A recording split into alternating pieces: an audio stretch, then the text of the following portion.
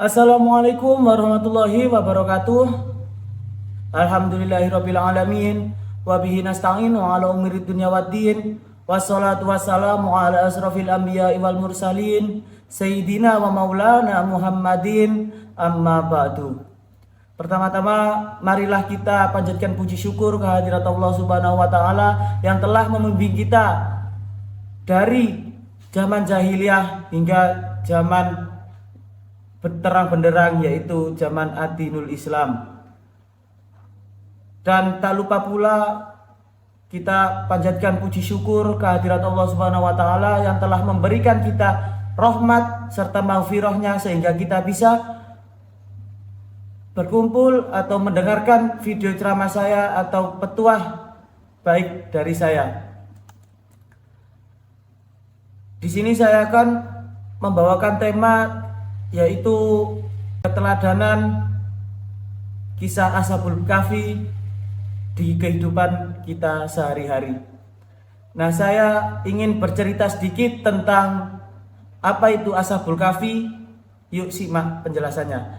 Dahulu terdapat sejumlah keteladanan yang bisa kita petik dari pemuda Ashabul Kahfi. Kisah yang diabadikan dalam Al-Quran surat Al-Kahfi ayat 9 sampai ayat 26 menceritakan tentang sekelompok pemuda dengan keteguhan agama yang luar biasa. Dikisahkan kala itu terdapat 7 pemuda yang berasal dari kalangan rakyat biasa di negeri Afasus. Mereka sangat teguh dalam mempertahankan keimanannya dan kezalimannya terhadap raja yang bernama Dicyanus atau Decius. Raja Dicyanus ini digambarkan sebagai sosok pemimpin yang angkuh, biadab, khianat, dan jahat terhadap rakyatnya.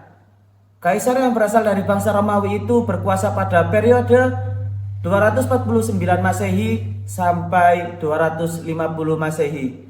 Sebelum mengetahui tentang keteladanan dari para pemuda Ashabul Kahfi, saking dolimnya Raja Dicyanus, ia memerintahkan rakyatnya untuk meninggalkan agama yang mereka anut dan beralih untuk menyembahnya.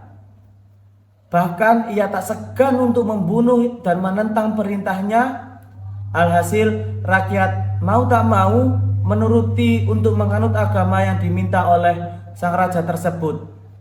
Namun lain halnya dengan kelompok pemuda Ashabul Kahfi ini, mereka berkeyakinan bahwa Allah lah yang hanya pantas disembah. Karenanya Raja Dicyanus sangat murka terhadap pemuda itu. "Mengapa kalian tidak mau menyembah Tuhanku?" tanya Dicyanus. Para pemuda Ashabul Kahfi lantas menjawab dengan tegas, hanya Allah Subhanahu wa taala yang wajib disembah. Ini tercantum dalam surat Al-Kahfi ayat 14 yang berbunyi, "Warabatna 'ala qulubihim idza qamu faqalu rabbuna rabbus samawati wal ard lan nad'u min dunihi ilahan laqad qulna idzan syatata." Yang artinya, dan kami meneguhkan hati mereka di waktu mereka berdiri. Lalu mereka pun berkata, "Tuhan kami adalah Tuhan seluruh langit dan bumi. Kami sekali-kali tidak menyeru Tuhan selain Dia. Sesungguhnya bumi kalau demikian telah mengucapkan perkataan yang amat jauh dari kebenaran."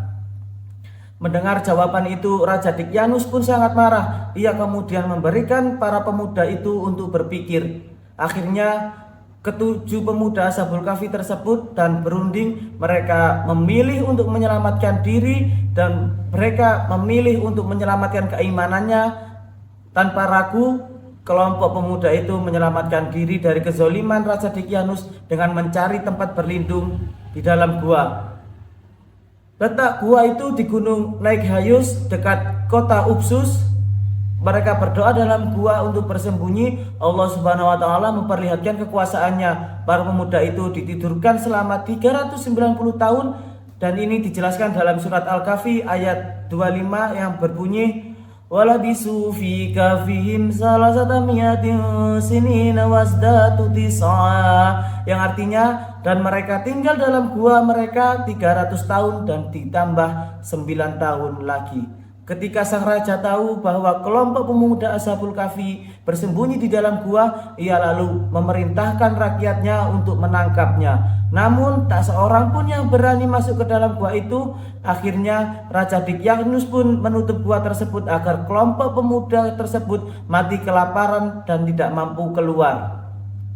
Bahkan setelah mereka terbangun dari tidur panjang, tidak ada satupun yang mengetahui berapa lama mereka tertidur di dalamnya. Kemudian dari salah satu mereka pergi ke kota untuk membeli makanan dengan membawa mata uang yang berlaku pada masa Raja Daqyanus. Pedagang tersebut pun heran dan menolak uang itu. Si pemuda lalu bercerita mengenai temannya yang berada di gua. Pedagang itu lalu memberitahu bahwa Raja Daqyanus telah meninggal ratusan tahun lalu. Salah satu petugas kerajaan lalu menanyai pemuda Ashabul Kahfi yang bercerita tadi. Ia juga memberitahu bahwa kini raja yang berkuasa adalah Raja Theodosius yang beriman kepada Allah Subhanahu wa taala. Kejadian tentang Ashabul Kahfi dilaporkan kepada Raja Theodosius.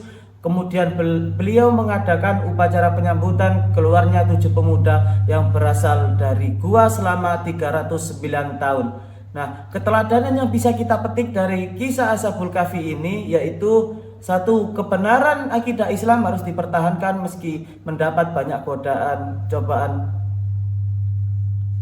atau yang lainnya. Yang nomor 2, selalu ingat kepada Allah Subhanahu wa taala dimanapun dan kapanpun dengan selalu menjalani perintahnya dan menjauhi larangannya.